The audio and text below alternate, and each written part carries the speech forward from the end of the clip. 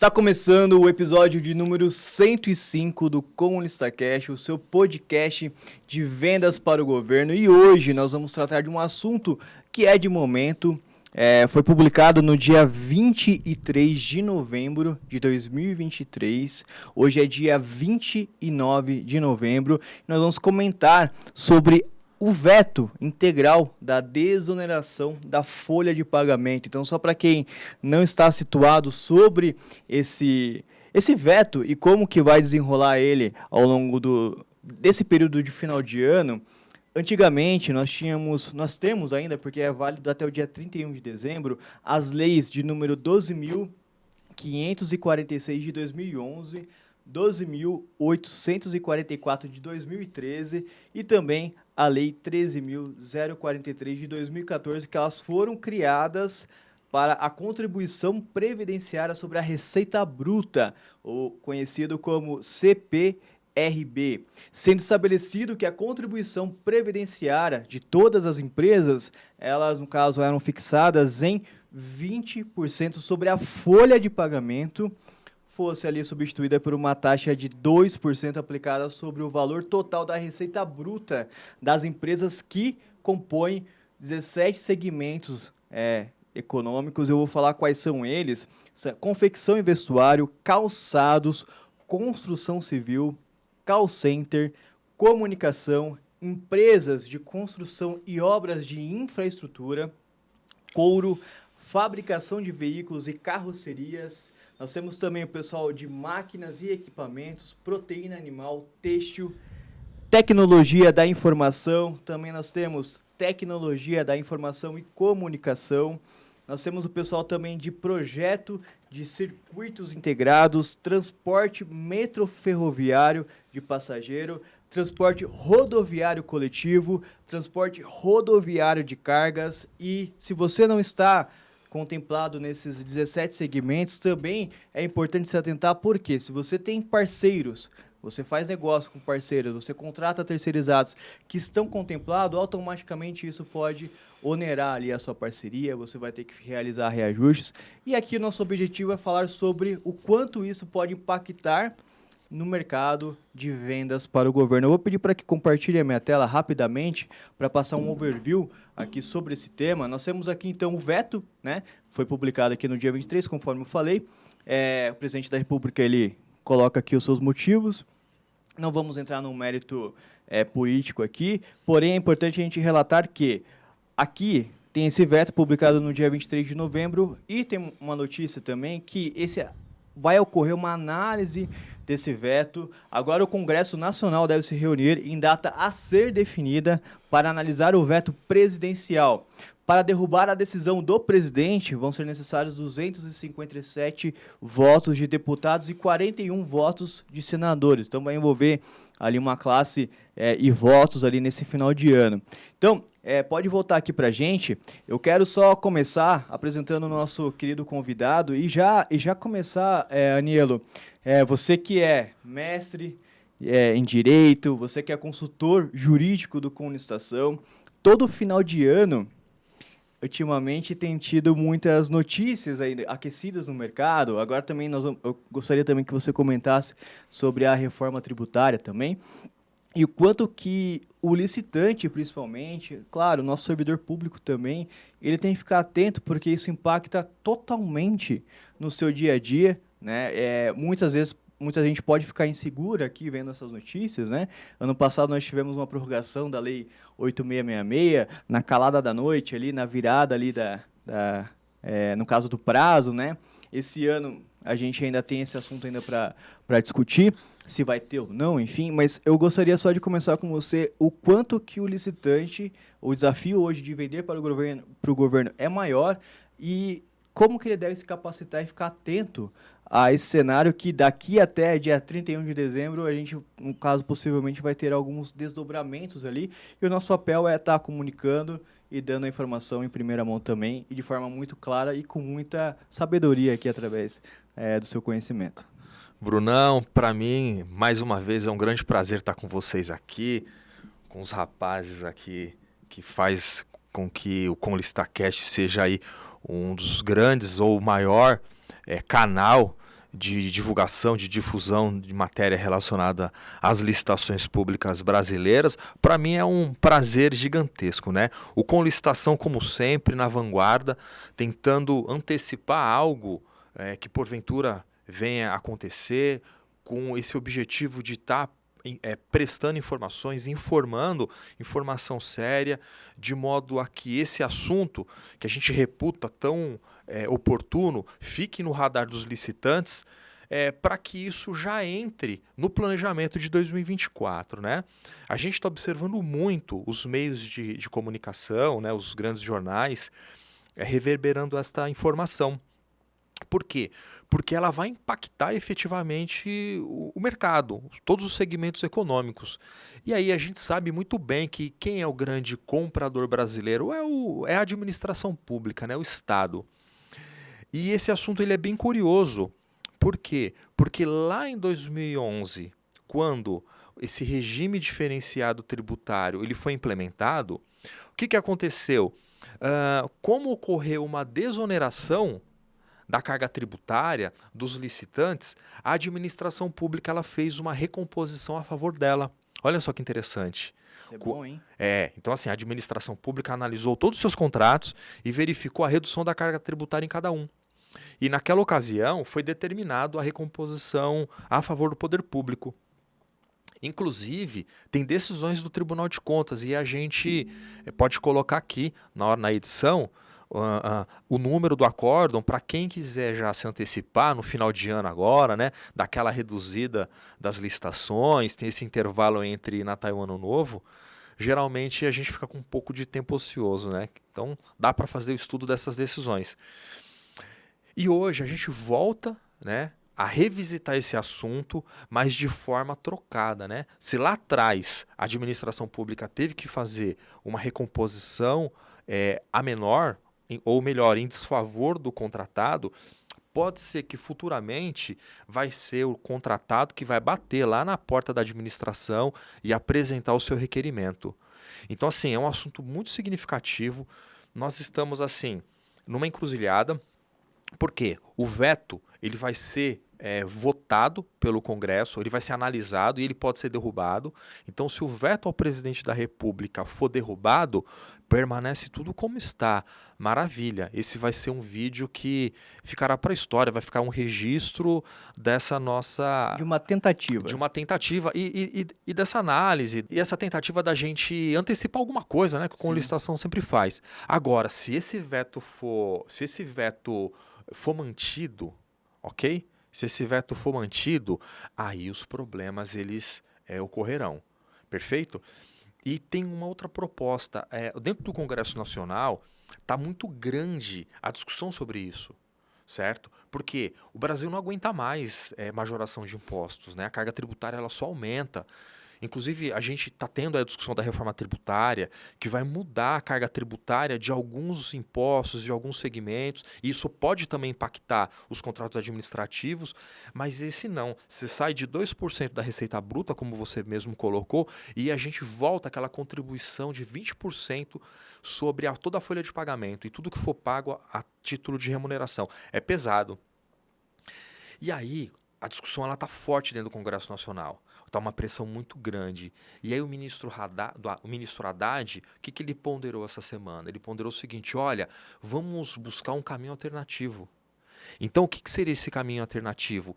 Nem lá e nem cá, vamos no meio. Só que essa ida a essa composição vai gerar, de repente, uma nova majoração, uma majoração diferenciada, ou seja, a gente vai ter impacto, pode ser não o impacto dos 20%, mas pode ser um impacto menor.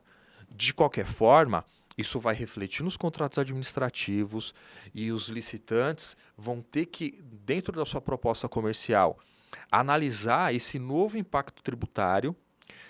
Isso durante o processamento da licitação.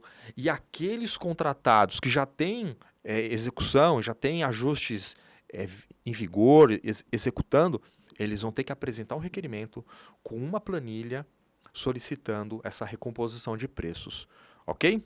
Muito bem, muito bem. Eu quero A gente vai entrar em muitos detalhes sobre esse assunto. Perfeito. Tá? A gente vai falar sobre os contratos já vigentes, se tem ali impacto, e os novos contratos, como que eu devo me portar caso isso venha a vigorar de fato, né? Tem ainda, você falou do meio termo, tem negociações ainda a ser Perfeito, feitas, né? exatamente. E a gente vai discorrer sobre isso. Antes, eu quero só dar um recado para principalmente o pessoal que está no final do ano, ainda não se capacitou. Ainda tem muita gente ainda que precisa se capacitar, tanto da administração pública quanto, no caso dos fornecedores.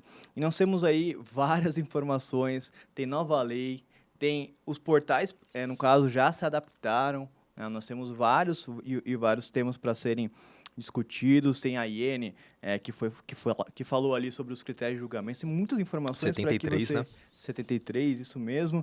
E aí, tem muita gente que ainda não sabe, não parou para se adaptar, e a gente entende, porque é um ritmo muito forte para quem atua, para quem vende para o governo, e também para quem atua na administração pública, né? Geralmente essa pessoa ela está com um volume muito grande de trabalho. E pensando nisso, nós, no Grupo Comunicação, nós preparamos aqui vários e vários, através da nossa frente de ensino, formatos de conteúdo para que essa pessoa ela possa se capacitar. O primeiro deles, eu vou pedir para compartilhar na nossa tela, porque é o último curso da nova lei de licitações, é um curso de especialização do ano, online e ao vivo.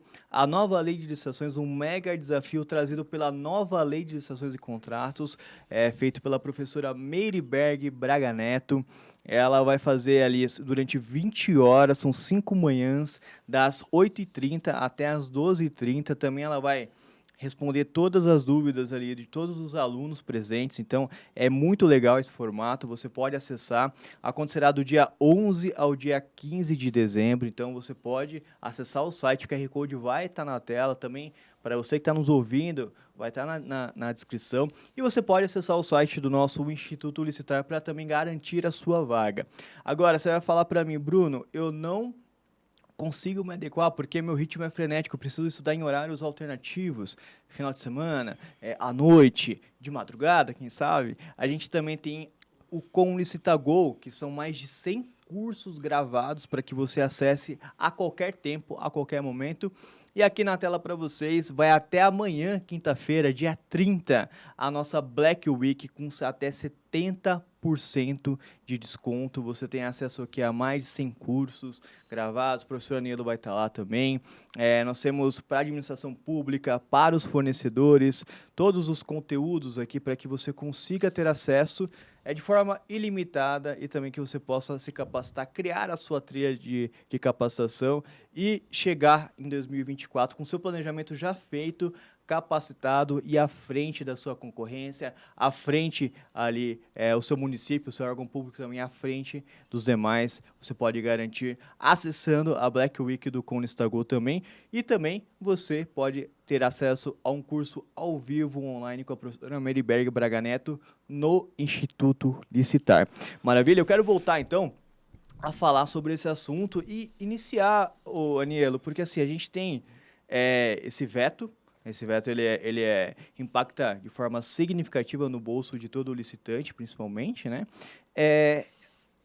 Digamos, desenhando esse cenário, que esse veto, independente da porcentagem, você falou de 20, pode ter uma negociação, mas se ele perseverar, ele de fato, virando dia 31 de dezembro, ele acontecer, como que eu hoje, eu sou um licitante, eu estou fazendo meu planejamento de 2024, eu estou estabelecendo minhas metas, eu venci nesse ano 80 editais, estou com 80 contratos, ano que vem eu vou aumentar um pouco mais a minha margem, vou para 100 contratos, eu já tenho meu preço estabelecido, já sei os preços dos meus concorrentes, mas só que isso vai impactar totalmente nessa dinâmica. Como que eu devo observar isso para novos contratos, caso isso dia 31 de janeiro vire, e para os meus contratos? Eu tenho contratos agora de vários anos. Isso tem impacto. Eu vou poder pedir reajuste, igual você falou, que antigamente a administração pública pediu reajuste para baixo, eu vou pedir reajuste para cima. Como que vai funcionar essa dinâmica? Até para o nosso ouvinte, nosso telespectador também entender e também poder se planejar caso isso aconteça. Bom, Bruno, a sua pergunta ela é bem interessante, viu? E eu vou começar a falar que o cabelo vai ficar em pé de todo mundo. Então, eu vou fazer uma fala aqui. Para o segmento, acho que a execução, as planilhas detêm uma maior complexidade que são os contratos de obra. Veja só, ah, quando a gente fala em obra, tem o tal do BDI, né? Que é um componente, falam-se da caixa preta do BDI, e aproveito para fazer um merchan, porque a gente está com um livro no Prelo, da editora Fórmula, que vai se chamar Aspectos Jurídicos do BDI. Tá? Inclusive lá tem um módulo, tem um capítulo falando do BDI onerado e do BDI desonerado. Então eu vou dar um exemplo aqui. Veja só, para o segmento que ele é contemplado por essa lei, que gera desoneração, é afastada a contribuição patronal, ou seja, o pagamento de 20% sobre a folha de pagamento. Então, se eu tenho uma folha de pagamento de 1 milhão, trocando em miúdos, eu tenho que pagar um imposto de R$ 200 mil sobre a folha de pagamento. É significativo. Então, como eu consigo individualizar o referido custo? Esse custo está lá na minha planilha de custos diretos. Certo? Então, quando a gente analisa uma planilha de licitação, a gente tem a planilha de custo direto e essa planilha, o custo total é multiplicado por um percentual para se chegar no preço. Que percentual é esse? Esse percentual é o BDI. E o BDI ele é composto pelo quê? Ele é composto pelo lucro e pelas despesas indiretas. Ok? Então, eu tenho o custo BDI, quando eu multiplico esse percentual pelo custo direto, eu tenho o preço. Então, se o veto for mantido, o que vai acontecer a partir de 1º de janeiro? O contratado ele vai ter que pagar agora esses 20% da contribuição patronal. E aí, veja só, eu vou ter que deixar de pagar os 2% da receita bruta. Então, eu troco os 2% pelos 20%. Então, esses 20% ele vai lá para a minha planilha de custo direto. Perfeito? Quando eu tiro da receita bruta. E onde fica essa receita bruta? Onde fica esses 2% da receita bruta? Fica dentro do BDI.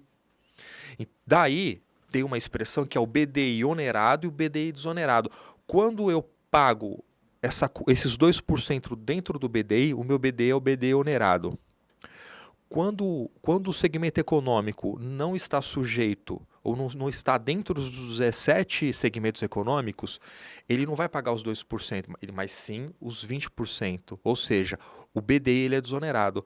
Então, a partir de 1º de janeiro, um contrato sendo executado com BDI onerado, ou seja, com pagamento dos 2%, ele vai passar a ser um BDI desonerado, ou seja, eu deixo de pagar os 2% e passo a pagar os 20%. Então, o que o contratado ele tem que analisar hoje? Ele tem que startar isso na sua contabilidade o seguinte, olha, hoje eu pago os 2%, pago X. Se a partir de 1º de janeiro eu tiver que recolher os 20% da contribuição patronal, quanto que isso vai onerar o meu contrato? Então, eu tenho que já criar a planilha. Então, uma despesa que está no BDI vai passar a ser uma despesa direta. E isso vai ter que ser planilhado. Isso vai ser um anexo ao pedido de recomposição de preço. E isso vai ter que ser apresentado no órgão. E essa análise ela tem que ser rápida. Por quê? Porque em fevereiro eu vou ter que pagar novamente 20%. E em março 20%. Ou seja, a oneração ela é significativa. Daí, Bruno, e aí a gente faz uma fala com o servidor público. Isso é um prognóstico. Isso aqui que a gente está falando é algo que pode acontecer. Então, o próprio servidor público ele tem que buscar informação a respeito disso.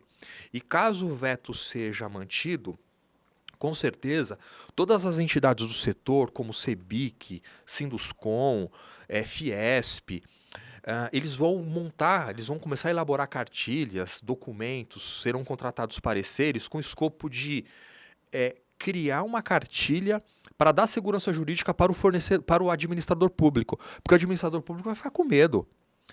Todo o termo aditivo que é celebrado, o Tribunal de Contas ele controla, ele analisa para ver se aquilo é correto. Então, tanto o licitante, tanto o contratado, vai ter que tomar cuidado, se preparar e elaborar um pedido de recomposição robusto, como o administrador público, como assessoria jurídica, como o gestor do contrato, como autoridade, vai ter que se apropriar desse conhecimento para dar uma resposta rápida ao pedido de recomposição de preço. Por quê? Se isso não acontecer, é perigoso que as obras públicas, e não só obras públicas, né? Todos os contratos que envolvem esses 17 segmentos econômicos, eles vão ter um problema. A gente pode ter paralisação da atividade econômica nesses contratos. Então, assim, tomara que esse veto ele seja derrubado pelo Congresso e tudo continue da forma como está. Mas se isso não acontecer, a administração pública tem que fazer o seu papel e os licitantes, os contratados, eles têm que passar a considerar isso. Tá? Por quê? Porque senão a gente vai ter um problema gigantesco. Ok?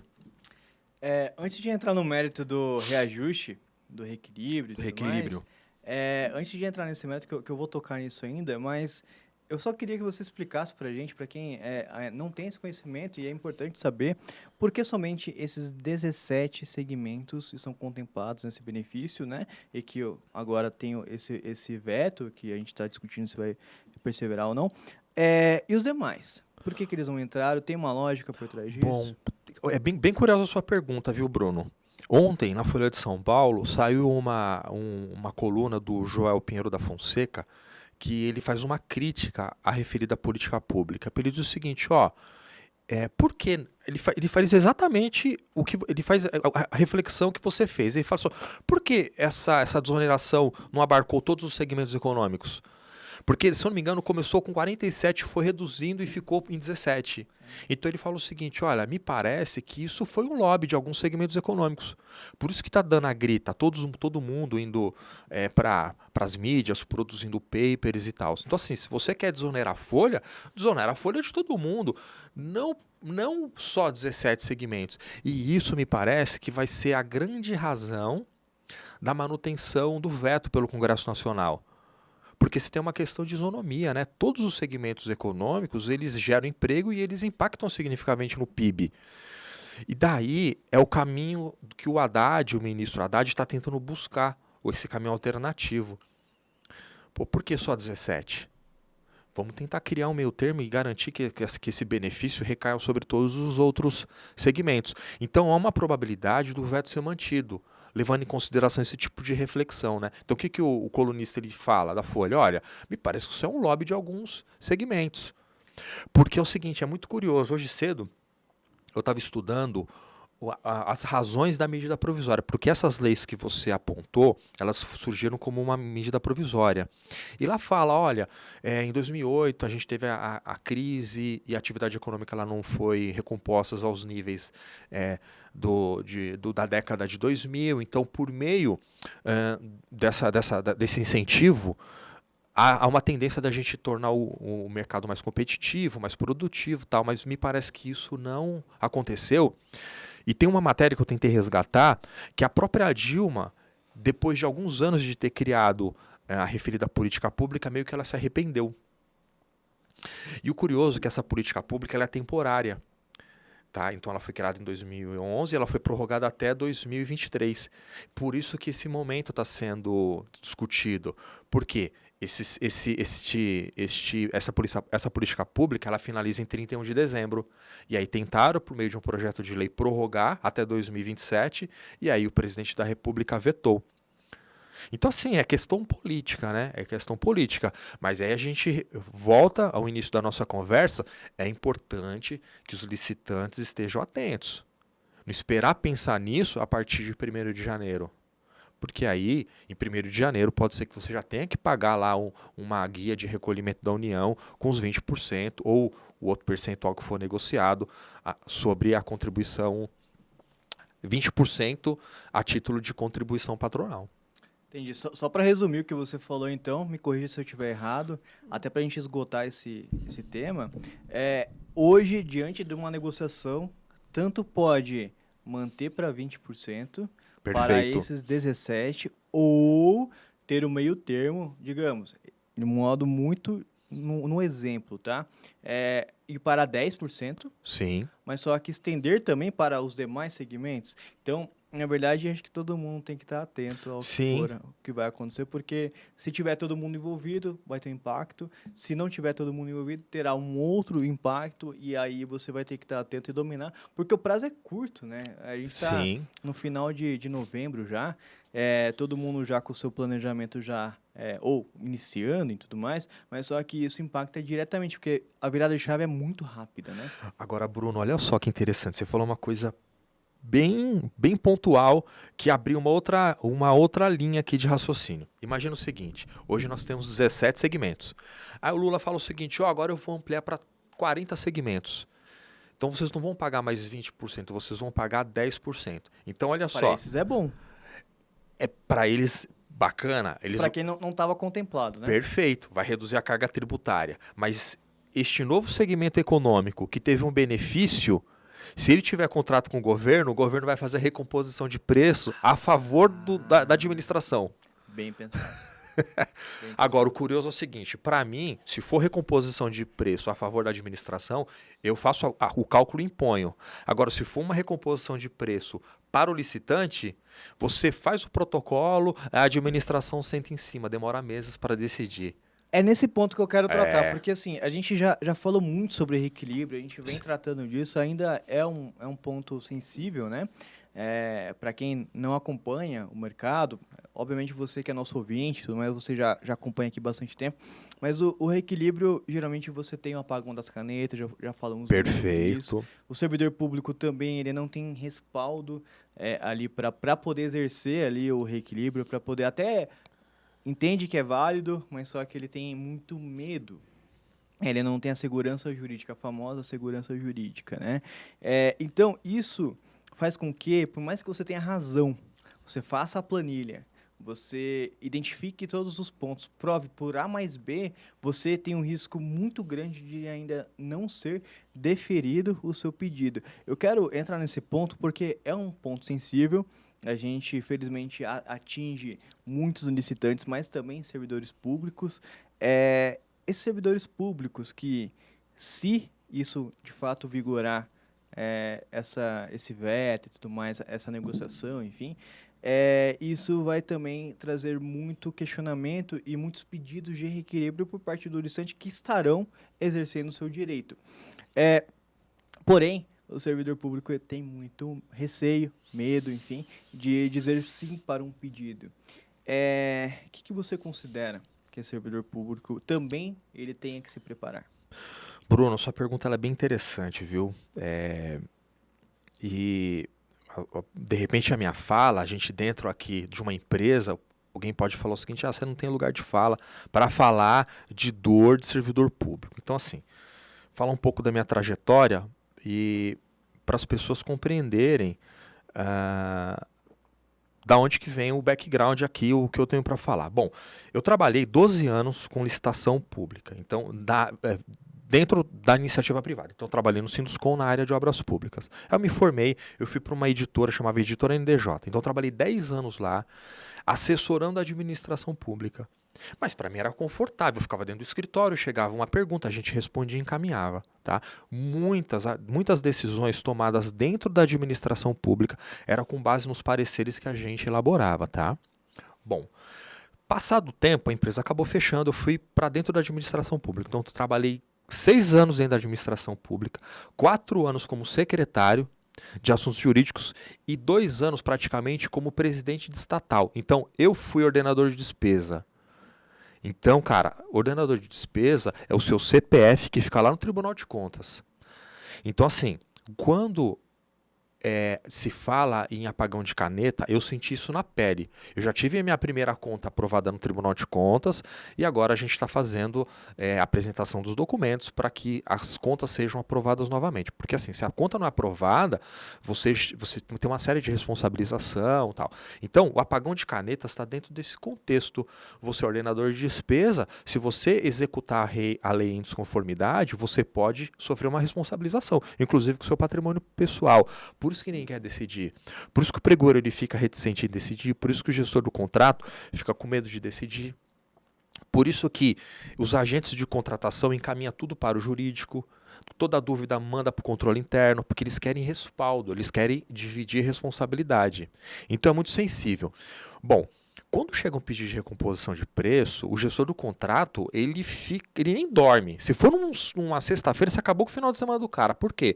Ele vai ficar fazendo uma reflexão. Ele sabe que o custo majorou, mas ele sabe também que o Tribunal de Contas pode entender que, naquele caso, a gente não observou, por exemplo, os requisitos lá do artigo 652D ou do 124.2D da nova lei de licitações.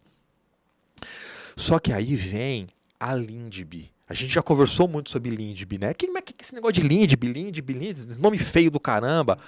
Cara, a LINDB é a lei que introduz as normas do direito brasileiro, que em 2018 teve uma mudança significativa. Que essa mudança diz o seguinte: introduz normas para garantir segurança jurídica no Estado brasileiro. Pô, então você lê a ementa, já dá um alento para o servidor público. E tem um artigo lá, que agora não recordo a memória, que trata da questão do erro grosseiro. Então ele fala o seguinte, a lei: olha, o agente público ele só vai responder na existência de um erro grosseiro. Então assim, eu posso errar? Você pode errar. Pô, mas quais são os níveis? Porque assim, uma coisa é você errar, outra coisa é você errar levando em consideração que o seu erro foi grosseiro. E quando a gente vai estudar os comentadores, eu estudo muito esse assunto, inclusive em artigos, tem um capítulo, a gente escreve muita coisa, né?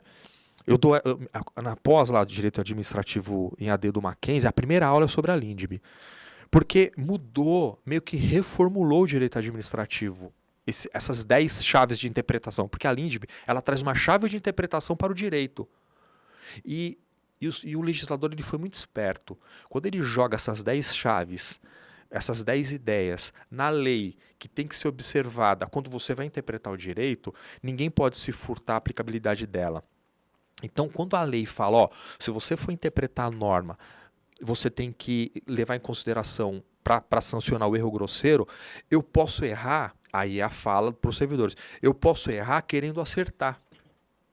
Então, por exemplo, chegou lá um pedido de recomposição de preço, foi fundamentado numa doutrina, foi fundamentado numa decisão, mesmo que essa doutrina e mesmo que essa decisão no futuro ela venha a ser modificada, mas que lá atrás era a corrente majoritária, eu não vou ter um prejuízo de uma responsabilização futura.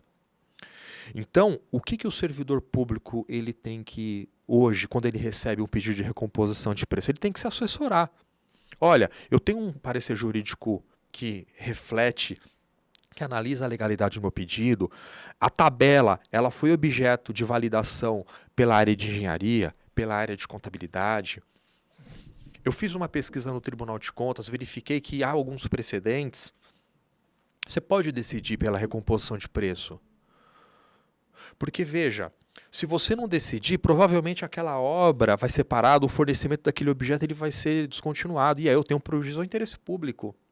Tá? A gente já pode até depois fazer um cast só para a gente tratar dessas ideias da LINDB. É fantástico. Boa. É fantástico. Então, assim, recebeu um pedido de recomposição de preço com base numa desoneração, o que o gestor do contrato tem que fazer? Ele tem que se apropriar de informações. Porque a gente não decide porque muitas vezes você está inseguro. E aí, por meio de informações concretas, por meio do Conlistar Cash, dos cursos, né? A gente tem um curso aí, professora Mari Berg, um curso extremamente denso, informação atrás de informação. Então, o administrador público tem que fazer isso, ele tem que se capacitar. Ele tem que buscar informação, comprar os livros, pedir para o órgão comprar livro, reservar uma dotação para capacitação, para atualização de biblioteca. Então, assim, o administrador público ele tem que se calçar também, né? A Procuradoria Municipal, fazer uma compra de livros. É porque o mercado de licitações, né, ele não é diferente de qualquer outro mercado. Perfeito. Hoje em dia, Anilo, tá tudo se transformando, a informação ela é rápida, então você precisa estar antenado. Se você cruzar os braços e ficar, olha, eu vou fazer só o que eu tenho que fazer aqui, bater meu ponto e ir embora, você acaba ficando para trás. A gente nem entra no mérito de outros assuntos, inteligência artificial, enfim. Sim, inovação, né? Inovação e tudo mais, e que se você não ficar atento, vai sim substituir muitos empregos, porém não vai substituir aquele que está preparado e também usa isso a seu favor. Então, assim como qualquer outro conhecimento, um desses que a gente está tratando aqui agora, né, sobre esse VET e tudo mais, mas só que quem dominar isso vai estar à frente. Exatamente. Aí o licitante que souber, no caso, fazer a sua recomposição, no caso de preço, mudar ali a sua proposta comercial de acordo com a nova regra, ele já vai estar à frente. E aquele licitante que, final de ano, acabou, vou pensar só ano que vem que eu vou, aí faz os planos do ano que vem, vou pra academia, vou pra não sei o quê, Sim. vou emagrecer, vou guardar dinheiro, enfim. Vou arrumar uma namorada, um Enfim, namorado. tem várias promessas aí, né? Não é Tem indireta vários não, tá? Pra alguém objetivos. aqui não. Tem vários objetivos aí que o pessoal traça, principalmente em começo de ano, e que eles não, dificilmente ali a pessoa, quando ela não, isso não tá já no agora dela, é muito difícil ela conseguir, porque o começo de ano tem empolgação, depois Não, vai e é se perdendo, agora. né? É agora. E Bruno, olha só que interessante, você falando me veio uma outra ideia. Vamos lá, a gente tem que levar em consideração que a desoneração, ela acaba em 31 de dezembro. E eu sou engenheiro, tô lá orçando uma obra, e aí? Eu parei as máquinas. Eu vou levar em consideração o quê na minha planilha orçamentária? É, uma receita bruta de 2%, ou seja, um BD onerado, ou eu vou ter que considerar 20% da contribuição previdenciária na minha planilha de custo direto? E aí? Ou esse meio termo? Então, assim, alguém falar hoje que está fazendo orçamentação de obra, pode estar cotando os itens, mas ele parou a precificação no tocante aos custos incidentes na execução do objeto. Eu quero te fazer uma pergunta final que tem a ver com isso, principalmente nessa Perfeito. preparação de que o cara tá fazendo, tem um edital para ocorrer semana que vem. O que ele deve fazer? Então, Quero entrar nesse mérito, porque antes eu quero até, por boa, hein? gentileza, ô Renan, compartilha aqui minha tela, porque para quem está fazendo, ô Anielo, para quem está nos ouvindo também, eu vou ler aqui para vocês, tem um relatório de vendas para o governo, onde o Grupo Comunicação, nós temos a expertise aqui de 23 anos no mercado, a gente disponibiliza todos os editais, todas as informações, e melhor, nós tratamos essas informações para entregar ali a todos os nossos clientes de forma muito personalizada. Então, nós decidimos ali fazer um relatório justamente nesse final de ano, né, considerando até agosto de 2023, para que você, licitante, também você, servidor público, que está se preparando para o ano aí de 2024, possivelmente com uma nova lei de licitações ali a todo vapor, você... enfim, com algumas novidades ali, espero que sejam boas também em relação a essas questões tributárias, né? Você também tem que ter parâmetros para poder, no caso, realizar o seu planejamento para 2024.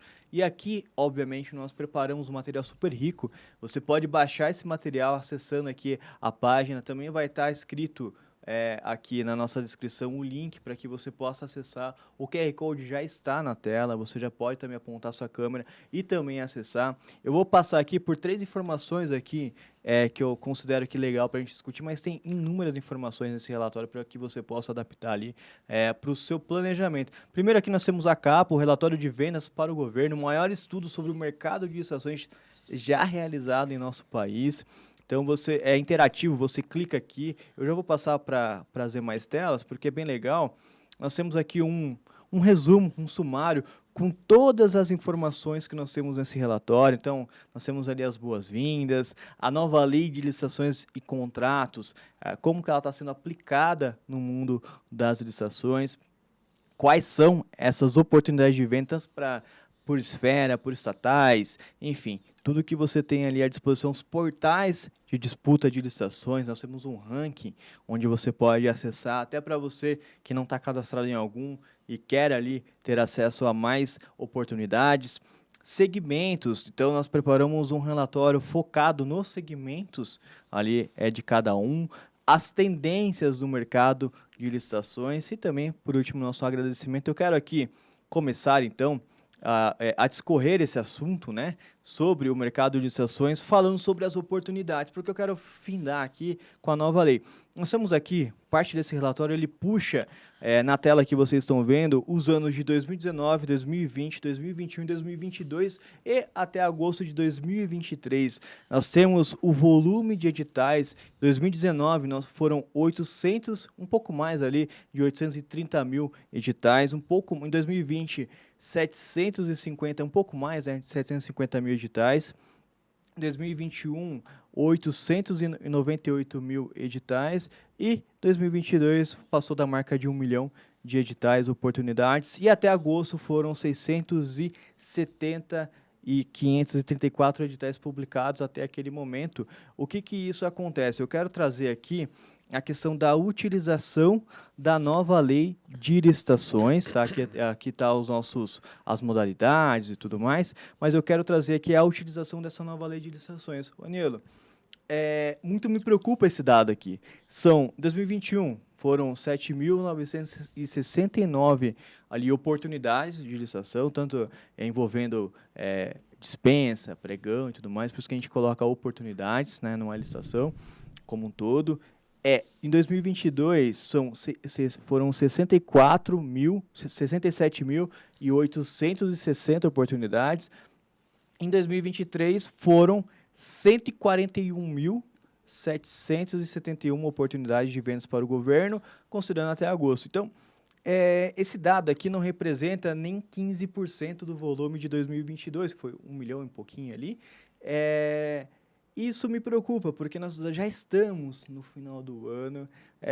Qual que é a sua expectativa para a nova lei? Eu sei que muita gente está aguardando ali o final de 2023, para poder aplicar e tudo mais, para poder se preparar. A gente já abordou isso aqui, mas o que isso significa, na sua análise, para o mercado de compras públicas, esse pouco uso? A gente está considerando ali 10% a 15% ali do volume total de licitações publicadas, considerando 2022. O pessoal não está preparado ou existe uma preparação, todo mundo prefere usar a 8666, por exemplo, a 10024, enfim, ou realmente está todo mundo esperando, olha, vai prorrogar a 8666, eu já tive informações. Como que está esse cenário? Até para a gente poder também estar situando, porque eu não vejo o pessoal falando sobre isso, mas esse dado me preocupa. A gente faz uma análise sobre dados aqui, que existe um pouco uso no cenário brasileiro. Como que você enxerga isso?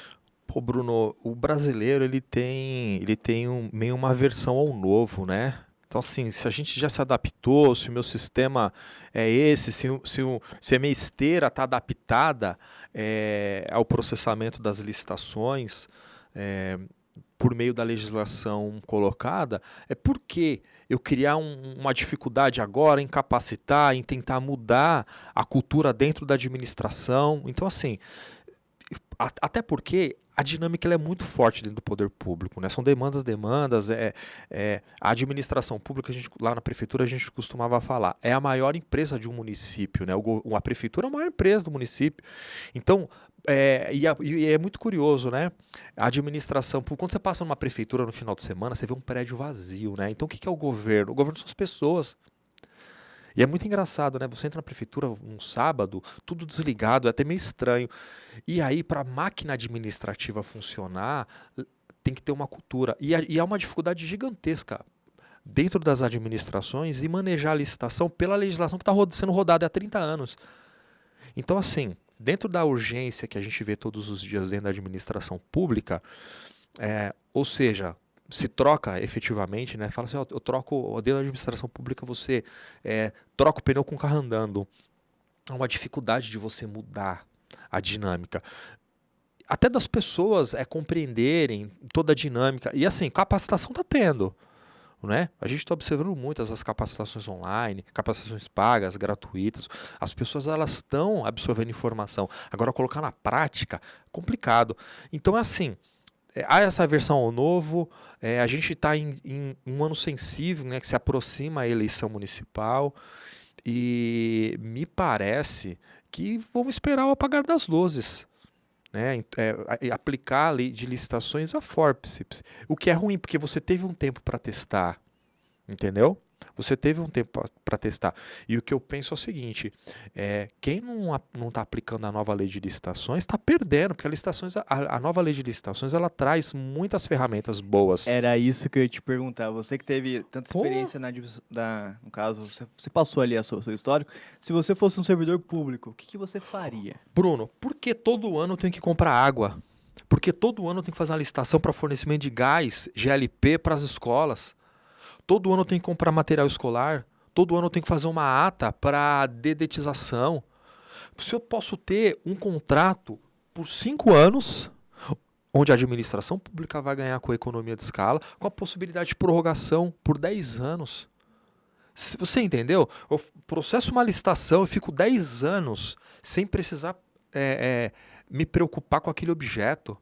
Então vai ter uma redução significativa do número de certames. O pregoeiro vai trabalhar menos, o gestor do contrato vai trabalhar menos, entendeu? Então, inclusive, há estudos de que parte da comissão de licitação, daquela estrutura administrativa da Secretaria de Suprimentos, vai ser realocada para outras secretarias. Porque não vai ter necessidade. É um volume gigantesco que sobe de processo para o prefeito assinar, a depender do tamanho da secretaria, ele delega para o chefe de gabinete ficar assinando o contrato. Porque se ele ficar o dia inteiro assinando o contrato, ele não faz mais nada, o prefeito não faz nada. Então, você consegue delegar a competência para outros, para o chefe de gabinete, para o secretário, porque é um negócio horrível, são muitos certames. Então, imagina, o administrador público, ele só se beneficia. Pô, uma ata por 2 anos, uma ata de vigência por 2 anos. E pode ser que ele não seja realocado para uma outra secretaria, porque se eu estou numa condição de secretário lá, que responde pela pasta, né, da licitação, eu vou pegar esse recurso humano e vou utilizar também para aprimorar o que é feito. Perfeito. Porque assim, hoje em dia, igual você falou, o pessoal troca a roda ali com o caminhão andando, né? Então, é muito, muito provável que não tenha tempo de analisar o que fez de bom, o que fez de errado, Sim. né? Porque, né, você pode melhorar a sua pesquisa. Seu você ETP. Seu ETP, você pode estudar mais o que deu certo no mercado, Perfeito. quais termos de referências foram melhores ali para cada, no caso, para cada objeto e tudo mais. Então, você tem como utilizar esse recurso humano para trazer mais benefícios à administração pública e não só ficar pagando incêndio, a licitação é para hoje, enfim. Você traz um benefício também de qualidade para a administração pública. Sim. Você tem um respiro melhor, você tem menos pedidos de reequilíbrio, enfim, é tudo muito mais benéfico, né? Eu quero fechar Perfeito. esse episódio com você, já de antemão, agradecendo a todo mundo que nos acompanha até agora. Legal. Muito obrigado pela interação também. O pessoal tá mandando muitas perguntas, então você que tem dúvida, ficou com dúvida, a gente vai mandar diretamente essa dúvida para a Aniela, né, Aniela? Tanto no YouTube, escreva aqui nos comentários. No Spotify também, escreva nos comentários, deixe sua dúvida, a gente vai responder uma por uma. Não deixe também de dar like no vídeo, também de se inscrever no canal. No próprio Spotify tem 5 estrelas ali, você pode ali fazer a sua avaliação sobre o nosso podcast também, a gente faz com muito, muito cuidado e muito carinho para vocês. Eu quero finalizar com aquela pergunta sobre essa expectativa. Hoje eu sou licitante, eu sou servidor público, a gente tem muito que aprender ainda, mas o seu ponto de vista, qual que é o desdobramento que você entende? Claro, isso é opinião pessoal, né? Não remete aqui à opinião do Condensação, mas eu gostaria de saber a sua interpretação. Se você fosse apostar, você tem uma ficha só, qual cenário você apostaria que vai acontecer? E também eu gostaria que você falasse, olha, o melhor cenário, eu acho que isso vai acontecer, mas o melhor cenário seria esse. Qual cenário você vê para 2024, já fazendo um overview ali sobre todos os desafios que o mercado de vendas para o governo, o mercado de compras públicas, ele vai trazer para quem atua? Bom, levando em consideração alguns tensionamentos que a gente está observando no Congresso Nacional e alguns tensionamentos que ocorreu no governo do Bolsonaro e que efetivamente teve o veto em questões relacionadas, que ocorreu a derrubada do veto em questões tributárias, me parece que o veto vai ser derrubado. E aí está se buscando a construção de um caminho alternativo. Porque assim, esse governo do Lula 3 é um governo diferente dos 2 primeiros. O Congresso Nacional ele é outro, né? Há toda uma questão de evolução de parlamento, você tem um centrão aí que efetivamente está dando suas cartas, e aí você tem a tal do governo de coalizão, o governo ele tem que governar. Então, dentro desse tensionamento em relação ao executivo e legislativo, há uma tendência muito grande, né? Você vê, o Congresso está peitando, ele está peitando.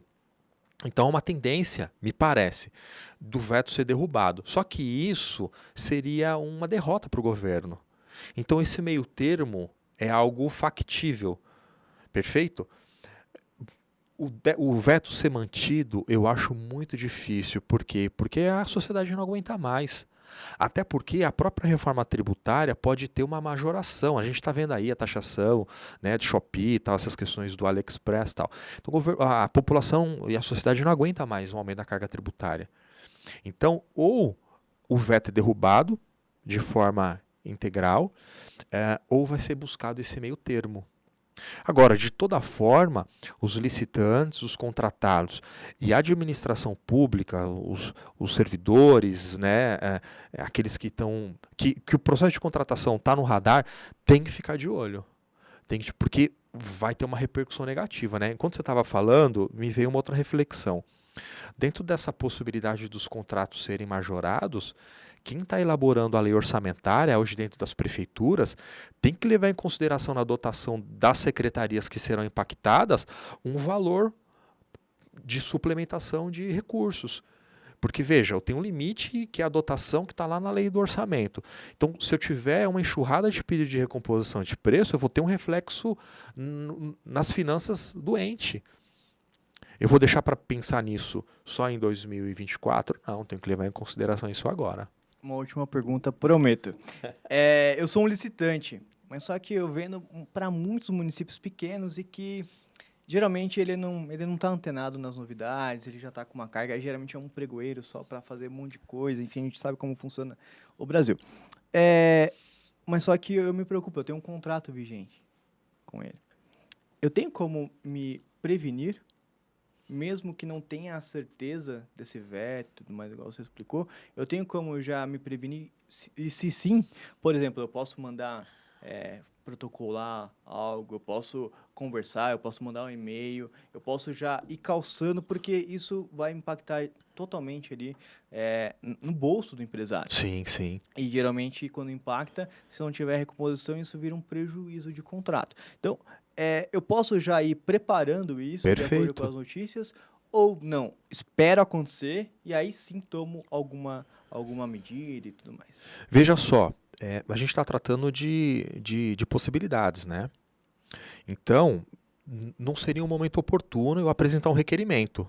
Só que se eu tenho um time que cuida da minha questão de orçamento, eu já vou solicitando que eles vá estudando cada contrato e o impacto do veto. Então, esse contrato ele vai ser onerado em quanto? Já vou deixando tudo prontinho. Cada tabela para cada contrato.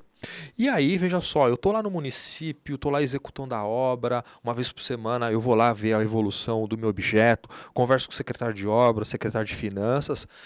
O interessante é já ir comunicando, olha, isso pode acontecer, isso vai impactar, vocês estão levando em consideração isso aqui no orçamento de 2024, há recursos, é convênio, que é um negócio assim, a gente está para terminar, mas é muito assunto. Porque assim, há convênios que o governo federal, que o conveniente, ou o governo estadual falou o seguinte, olha, eu vou te dar tantos milhões para executar a obra, só que os recursos que forem necessários, os recursos que surgirem, o que você precisar de dinheiro daqui para frente, vai onerar o seu... É a contrapartida. A receita própria. É receita própria. Então, por que muito convênio, muita obra que decorre de convênio, ela para? Porque o município não tem receita própria. Ele já está ali numa situação, está ali no limite da lei de responsabilidade fiscal. A gente enfrenta isso direto aqui. Porque não tem receita própria, não tem recursos do erário. Porque ele já chegou nos limites ali da lei de responsabilidade fiscal.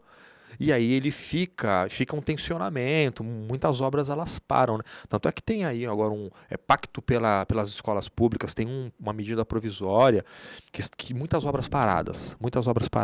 E aí teve uma medida provisória que estabeleceu, olha, para o contrato celebrado em tal ano vai ter um reajuste de tantos por cento. É bem interessante, isso é um assunto bem interessante para a obra pública. Então é interessante já ir falando, se o veto for derrubado, se o veto for mantido, como que a gente vai fazer para incorporar esses custos? Então é interessante já ir sondando. Porque isso vai ser um problema, com certeza, se o veto for mantido, isso vai ser um problema para o contratado no futuro. Até vale uma conversa, né, de antecipação sim. com o fiscal do contrato, por exemplo. Sim, né? com o gestor, com o secretário. Boa. Obrigado pela sua participação mais Que é uma isso, vez, querido. Daniel. Eu que agradeço a Tamo junto, consideração de obrigado mesmo. sempre. Você estará no Consagol o ano que vem com 3 cursos, né? 3 cursos, A né? análise, um manual da análise de edital que tá muito legal Tá bem mesmo, interessante, tá bem né? profunda. Você vai abranger todos os segmentos, eu já dei uma olhada lá. Bacana. Terceirização, obras, enfim, tá muito legal. Você já gravou também um outro conteúdo sobre alienação de bens também para administração pública, Sim, né? é um curso específico para o servidor público, alienação de bens públicos. Muito bem. E um terceiro, que também a gente vai publicar ao longo de 2024, é o de proposta comercial. Então, esse de proposta Sim. comercial também eu tô muito...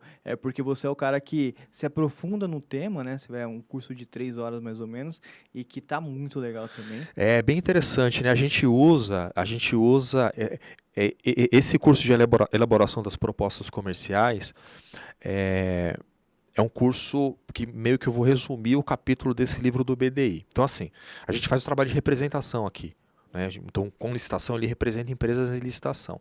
E eu participo do time nas checagens e tal. Então, eu faço questão de analisar o edital, porque um edital de 10 anos atrás, é um edital totalmente diferente hoje. Porque a proposta comercial não é mais uma folha que é encartada no envelope. Essa proposta comercial, ela tem várias outras informações que elas têm que ser cadastradas, elas têm que ser feito o upload no sistema. Mudou. Então, o licitante dinossauro acabou. Ele tem que conhecer plataforma, né, Bruno? Você trabalhou em plataforma, você tem que conhecer a navegabilidade. Às vezes, a informação que você sobe no cadastro, se você identificar a proposta na plataforma, você está fora. Então, dentro desse contexto, dentro desse 1 ano participando do time de representações, eu linkei 14 elementos da proposta comercial que o licitante tem que ficar de olho. Então, isso está escrito no capítulo do livro e a gente está resumindo nesse curso do Com Licitação. Então, é uma radiografia da proposta comercial, né? Também. Como que você tem que elaborar, como o poder público tem que julgar, e esse curso vai ser com base já na IN 73, e como a administração tem que, posteriormente, julgar a referida oferta. Muito Tá bem bem. legal, tá bem legal isso aí. Bem mesmo. E aproveitem a Black Week, aproveite o curso da nova lei de Muito licitações, material, né? Muito curso bom. material. Muito E curso eu quero bom. só para encerrar, Anielo, se você falar para mim, Bruno, meu cartão estourou, eu não tenho R$1 na minha conta, você ainda tem condições de se capacitar, porque através do Consagol você pode fazer um cadastro gratuito. Olha. Lá tem os portais privados, você pode navegar por eles, você pode ter os tutoriais ali dos portais privados, então você não tem de fato desculpa 0800. Poxa. Para se capacitar. Então faça o seu cadastro, não deixe para a última hora, que a gente vai estar à disposição. E é aqui. Importante, hein, Bruno? É importante. Eu costumo falar que hoje, se você tem que conhecer a 8666, você tem que conhecer a 1433, e você tem que conhecer cada portal. Cada portal tem uma jornada ali, uma navegabilidade extremamente importante. Eu assisti já uns 2 aí sobre portal, porque eu costumo falar, eu já sou dinossauro, né? Eu sou dinossauro, tô 45 anos e eu não datilografia edital, entendeu? E nunca datilografei proposta. Comecei a trabalhar, já existia lá o PC, aí era aquele PC bege, né? Era o computador bege e tal. Só que hoje, se você não tiver esse conhecimento de plataforma, tudo acontece muito rápido ali. Então, participar de licitação não é só mais entregar o envelope, você tem que ficar atento ao que está acontecendo ali. E cada portal tem uma regra, cada portal tem a sua customização, tem o seu layout. Se o licitante não conhecer o portal, tá fora do mercado. Cada pregoeiro é diferente. Sim, o advogado também, se ele não conhecer portal, ele não vai conseguir fazer o raciocínio jurídico para elaborar um recurso, porque o seu cliente vai começar a falar o que aconteceu no portal, mas como assim? Aconteceu isso? Não, mas e com a cabeça lá no 8666? Não. Faz se cadastra, fica lá assistindo o curso. Funciona assim, funciona assado, assim que eu cadastro. Muito porque bom. Vai fazer a diferença. Vai fazer a diferença. Muito bem. Muito obrigado, Anielo, mais uma vez. Por nada, Estamos Brunão. juntos. Fico aqui. Até a próxima semana com mais um episódio do nosso Com ListaCast. Um grande abraço e ótimos negócios.